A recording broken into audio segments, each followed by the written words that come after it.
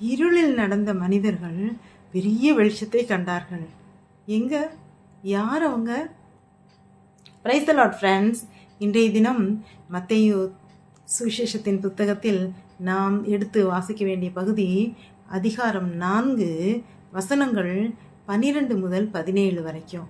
இதில் இந்த பகுதியில் என்ன சொல்லியிருக்காங்கன்னா, யோவான் ஸ்நானகனை சிறையில் அடைக்கப்பட்டுட்டாருன்னு கேள்விப்பட்டார் கிறிஸ்துவானவர். அவர் கலிலேயா நாட்டுக்கு கலிலேயா செபுலான், நப்தலி இந்த மாதிரி ஊர்களுக்கு அந்த நாடுகள் அங்கே போயிட்டார், கலிலேயாவுக்கு போயிட்டார்.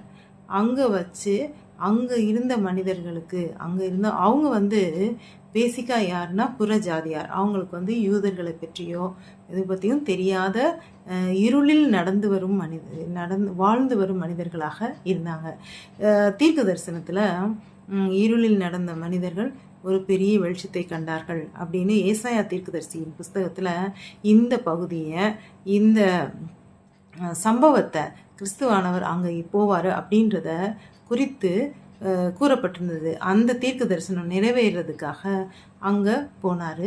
அங்கே இருந்த மனிதர்களுக்கு மனந்திரும்புங்கள், தேவனுடைய ராஜ்யம் சமீபத்திருக்கிறது அப்படிங்கிறத அந்த புறஜாதியான மனிதர்களுக்கு கூறுவதற்காக, அவங்களுக்கு ஒரு நற்செய்தி சொல்வதற்காக கிறிஸ்துவானவர் அங்கே போனார். சரி, இந்த பகுதியிலிருந்து உங்களுக்கும் எனக்கும் கிறிஸ்து கூறுகின்ற, கர்த்தரை சொல்கின்ற மெசேஜ் என்ன? இருளில் வாழ்ந்து கொண்டிருக்கின்ற நீங்கள் கிறிஸ்து அப்படிங்கிற வெளிச்சத்தில், ஒளியில் வாழ ரெடியாக இருக்கீங்களா? கிறிஸ்துவின் ஒளியை ஏற்றுக்கொள்வீர்களா? அப்படின்றது தான் எனக்கும் உங்களுக்கும் இன்றைக்கு கர்த்தர் கொடுக்குற ஒரு நற்செய்தி.